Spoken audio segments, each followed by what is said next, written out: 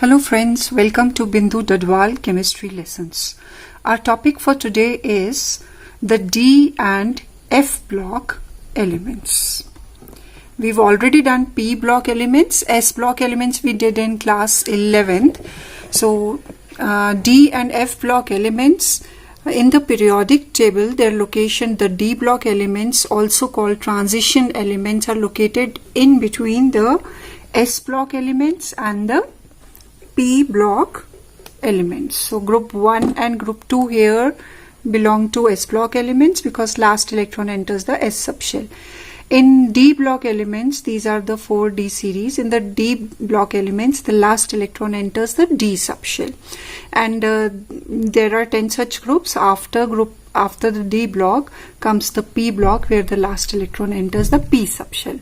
And below in horizontal series, there are 2 series of 14 elements each. These are called the F block elements because the last electron enters the F subshell in these elements.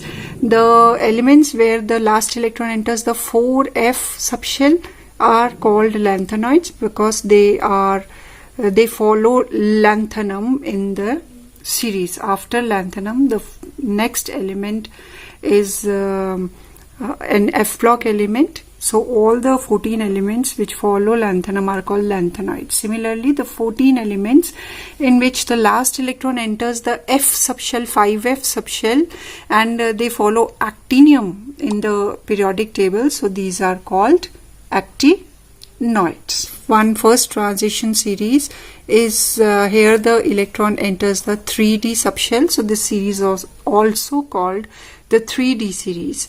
And next series is 4D, next one is 5D, next one is 6D. In the 3D series, the elements from scandium to zinc are periodically filled. In the 4D series, yttrium to cadmium are periodically filled. In the D subshell, last electron enters the 4D. And in the next series, 5D, the elements are from lanthanum to hydrogyrum or mercury, omitting cerium to lutetium because these 14 elements enter the lanthanoids. So then in the 6D series, we begin with actinium, and this series is still incomplete. And the 2 series, as we have done earlier, 4F and 5F, these are called inner transition elements. 4F series is called lanthanoids and 5F is called actinoid.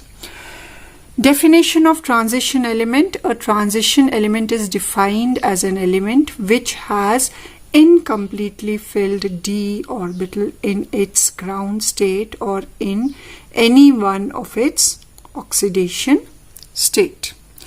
Zinc, cadmium and mercury, which belong to group 12 here and in the D block, they have full D10 configuration in their ground state as well as in their common oxidation state. Because of this, they are not regarded as transition metals, but their properties are still studied along with D block elements. Because they lie in between the S and P block in the periodic table, so the name transition is given to these elements. The general electronic configuration of D block elements is n-1d 1 to 10 and n is 1 to 2. That means that the valence shell has 1 to 2 electrons in the S subshell. Along with that, electrons are filled in the inner to the valence shell, the n-1d subshell, and the electrons number may be between 1 to 10. So let us do the elements of all these series one by one and their electronic configuration. First series has its elements beginning from scandium, which has atomic number 21. The electronic configuration will be argon 18, 4s2, 3d1. So 2 electrons are in the 4s subshell and 1 electron is in the 3d subshell.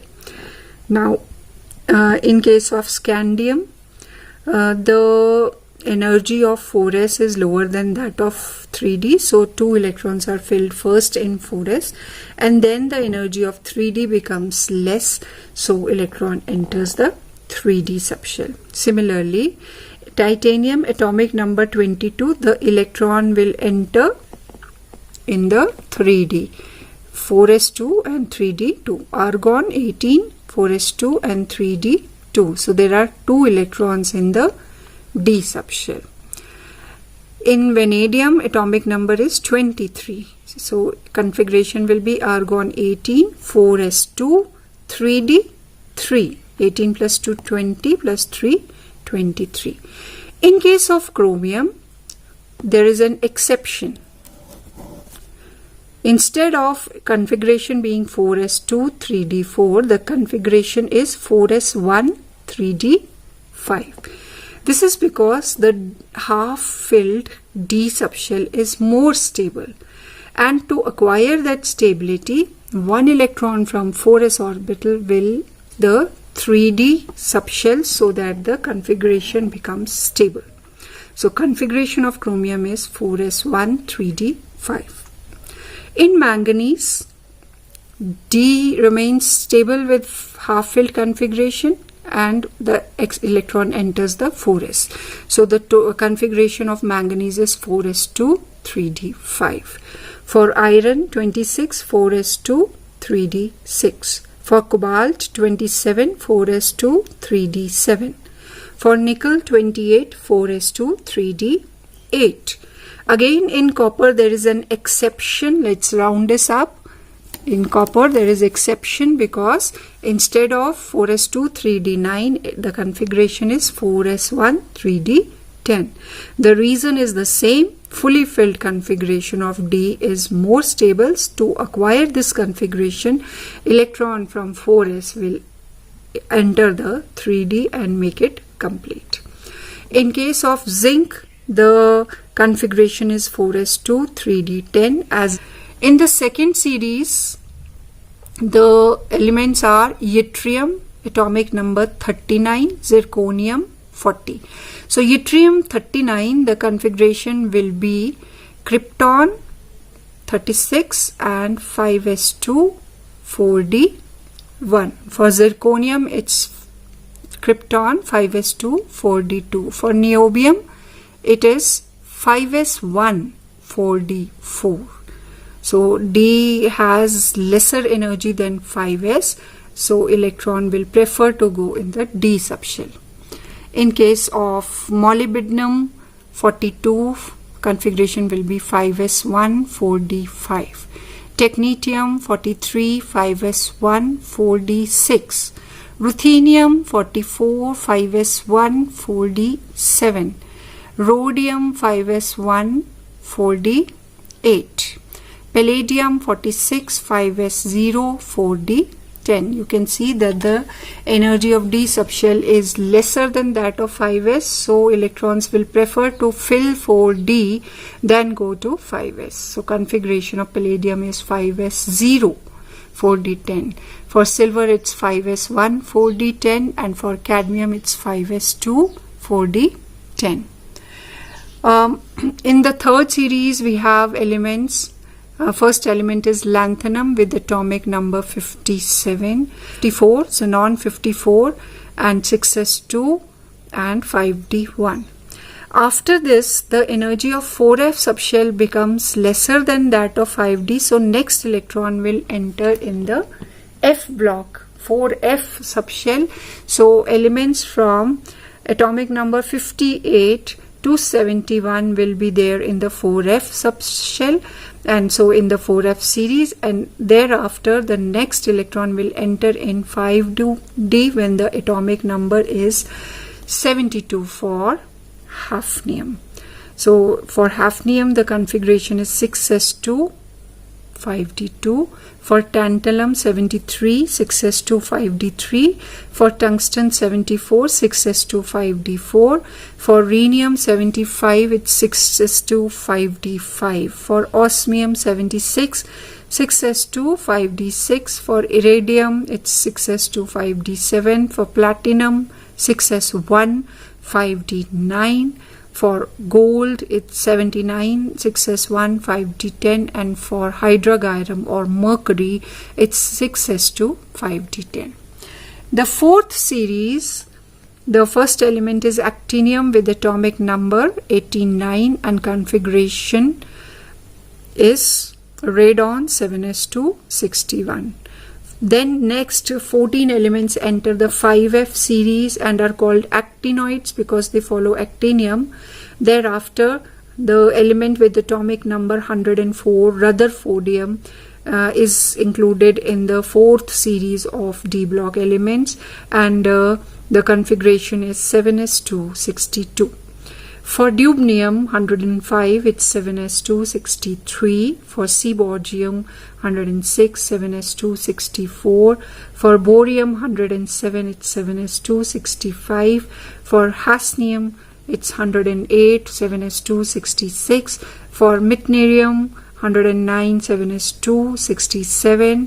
For darmstadtium 110, it's 7s2 68. For rontgenium it's 111 atomic number and configuration is 7s1 6010.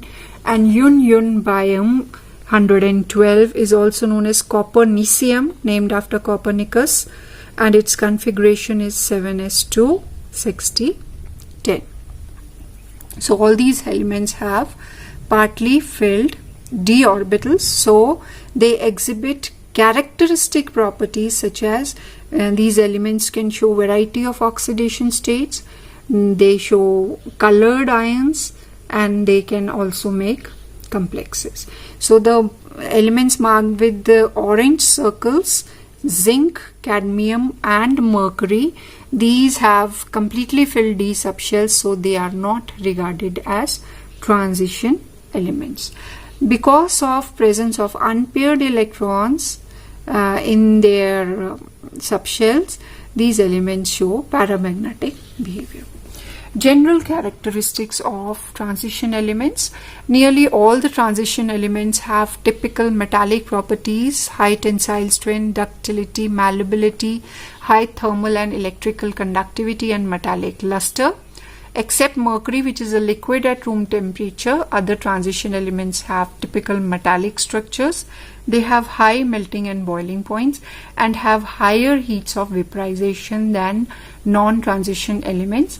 The transition elements have very high densities as compared to group 1 and 2, and the first ionization energy of D block element is higher than those of S block elements but lesser than those of P block elements. These elements are electropositive in nature, that is, they give electrons to form positively charged ions. Most of them form colored compounds. For example, titanium in +3 oxidation state have a purple color, and vanadium in +4 oxidation state shows blue color. They have good tendency to form complexes. For example, nickel forms the complex hexaamine nickel. They also exhibit several oxidation states. For example, iron can show +2 and +3 oxidation state. Their compounds are generally paramagnetic in nature because of half-filled electrons in their orbitals. They form alloys with other metals. For example, copper tin alloy is called bronze and copper zinc alloy is called brass. So in alloys, because these elements have more or less the same size, so one atom of one element can easily replace atom of other element in its structure and thus form alloys. They form interstitial compounds with elements which have smaller size, such as hydrogen, boron, carbon, nitrogen. So the smaller element is present in the interstitial spaces between these atoms. So the compound formed is called interstitial compound. And most of the transition metals such as manganese, nickel, cobalt, chromium, platinum, vanadium, etc. and their compounds have been used as good catalysts. This is because they can show a variety of oxidation states. This is all that we do in today's video.